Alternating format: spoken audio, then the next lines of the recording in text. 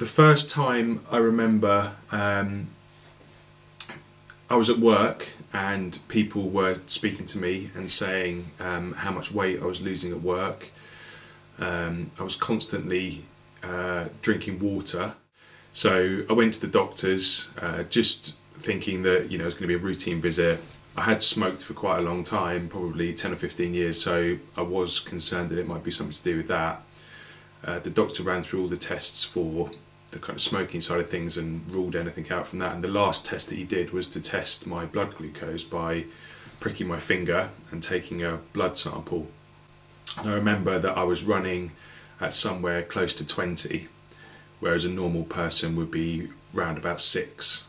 So straight away he said, you've got to go down into hospital and get admitted. He phoned ahead, let them know that I was going to be coming down to A&E, that I would need to be admitted for at least a couple of days while they stabilised my blood sugars and made sure that there was no further complications.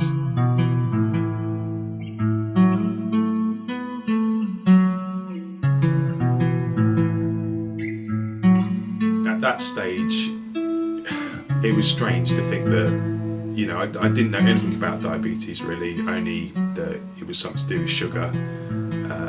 So to have your whole life turned upside down and to be told that you have to go to hospital is never a good thing when you go to the doctor. So I think I was in shock more than anything, to be honest. My girlfriend was still at home. I just walked down to the surgery and she came to pick me up and took me down into hospital, and we spent the next 3 hours waiting in A&E before we got seen. At which point I was taken through to the acute ward where I was put on 2 drips, one saline drip and another one to control, I can't remember exactly what it was, but to get fluids into my body and to control the blood glucose. I then went through to the ward and spent the night there on my own. So you can imagine, I was sort of left alone, very much, having had the news about this, and it was scary. It was extremely scary, and I didn't know what to do. I had no idea, how my life was going to be impacted, what changes I would have to make. As I say, it was all a shock. I then got moved onto what was called a specialist diabetes ward, but as it turned out, because of cuts in funding and stuff like that, a lot of people get mixed in together.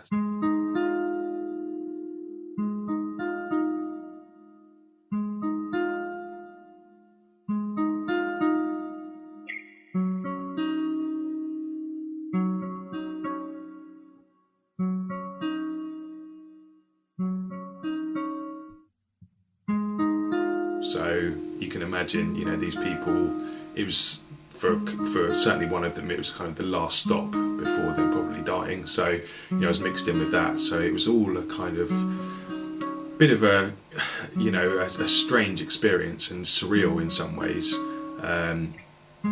It was bank holiday weekend as well, I seem to remember. So, I was due into work and there was all this stuff going on, and, I had quite a few visitors come down, I had my family and stuff come down, come and visit me. But the first thing I knew about it is after those 2 days, one of the diabetic nurses came round and gave me my insulin, and she gave me a load of needles as well, and she made me sit there and put these needles into my stomach and try at least 10 times to make sure that I could do it. Not many normal people kind of have experience of needles, and when they do, it's kind of shots to go on holiday or, whatever it might be, blood samples from the doctors. And to be honest, I'm not great with needles. So, the thought of trying to put them into my stomach, and, she had to make sure that I was okay with that, because ultimately every time I ate, I'd have to inject myself with insulin. So, we had to change the whole way of how we ate. We didn't eat badly, but, just stupid things like a honey dressing and stuff like that for your salad. You have to be careful with that because it's obviously got lots of sugar in it. Needless to say, chocolate, yogurts, stuff that just seems inconsequential to a lot of people, just have to be changed. And it's a very difficult thing to come to terms with, because you see people, you know, they're sitting there, they're eating chocolate, they're eating ice cream, you know, whatever it might be, anything they want, and then you have to sit there and you kind of have to decide whether it's something that you're going to be allowed to have or not. They say that kind of nothing is off limits, but you have to keep your blood glucose levels as stable as possible. As I mentioned earlier, sort of around the 6 mark is a good place to be. When you do eat, and then you take a shot of insulin, and when you do eat, then they will spike slightly, but then they will level themselves out as the body uses up that energy. So fibre is good for you, so like brown rice, brown pasta, brown bread is good for you because it's got slow release carbs in it. Again, this is stuff that I had no idea about. So this is like just a simple little snack really, I guess, but it would also be a kind of lunch. Just test myself quickly. So I'm 5.2 on here, so the range that I want to be at is somewhere between, I don't know, sort of 4.5 and 6. So just to show you the kit that I would carry around with me, if I just go through the different bits and pieces here. So I have one of these which is called a lancet, and this is basically something to extract the blood from my finger. So I would prick my finger, I would then take a little test strip, which are, you know, one of these, put that into the machine like that. I then run the blood into the test strip.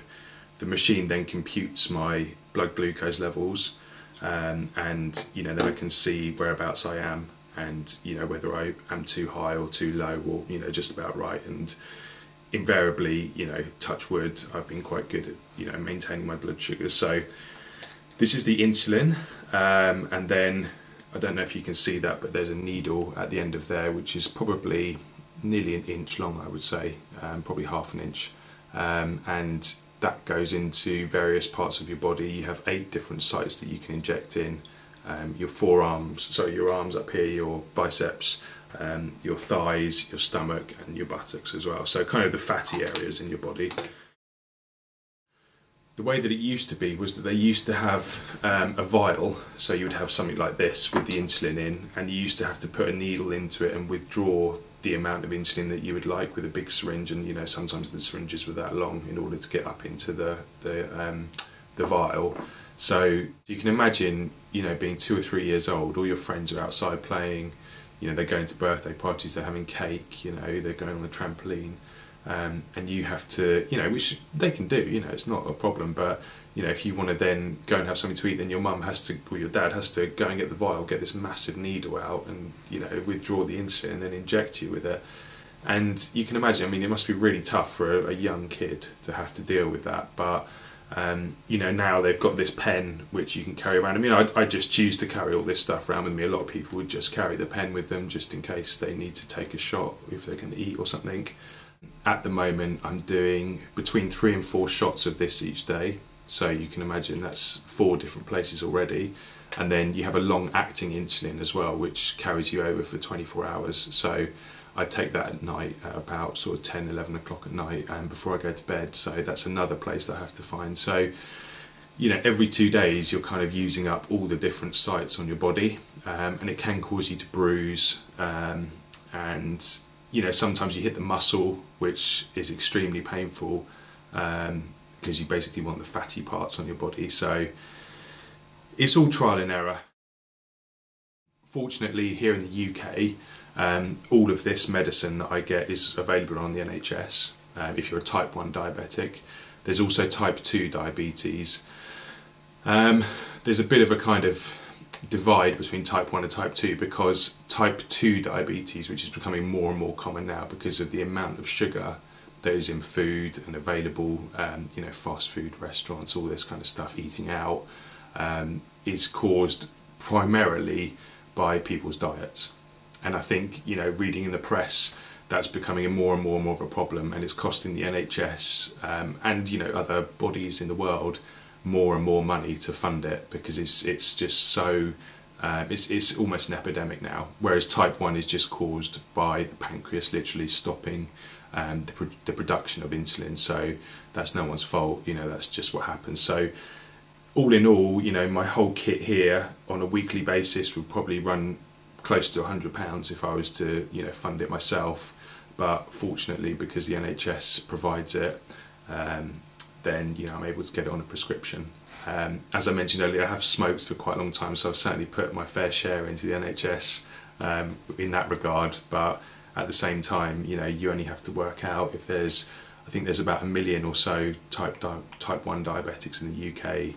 £100 a week, that's a lot of money.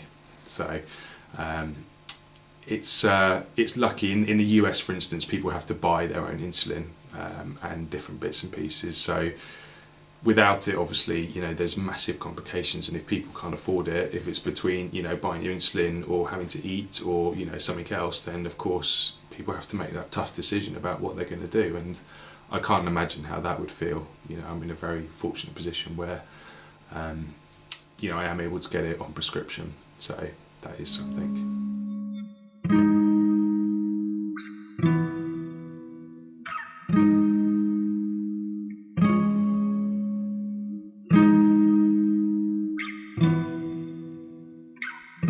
I mean, it's been, like I say, it's been such a massive change, and the other thing is your body doesn't quite work in the same way. The blood supply gets constricted within your veins and arteries. Wounds take a lot longer to heal than they normally would. I did used to smoke, so I had to give up smoking because of the constriction of the blood flow around the body. That can cause massive problems, like the feet. You have to be really, really careful with your feet. That's a real sort of area that you have to watch out, because ultimately if you don't, then there's severe complications. You can have even amputation. Because there's people who don't take it seriously, and that's ultimately what you have to do. You have to respect it and just come to terms with the fact that you do have this disease, and it's something that is going to be with you for the rest of your life. Obviously if they create something that would reverse it, then that might not be in my lifetime, but there are talks of them trying to cure it by 2025. Whether that'll be possible or not, I don't know. There's different tests that are going on, but it just opens up this whole different world that you never knew about. But they've just recently done a test on some dogs where they've managed to cure the type 1 diabetes in them, and it's been ongoing for 4 years. The diabetes hasn't come back, so that's encouraging. And like I say, the plan is for the global treatment of type 1 diabetes is to cure it by 2025. Whether that's going to be possible, there's various things. There's artificial pancreases which are available, which I've just done a little bit of research into it, but they sit in where your pancreas normally is, and they just produce it basically, so it stops you having to inject all the time. You still obviously have to be careful with your diet, and exercising enough, and not smoking, and all the other kinds of things that any normal person would have to be careful of anyway, but you have to be extra vigilant. So that would be 10 12 years time that they would have the cure for it, and what that would involve, I have no idea.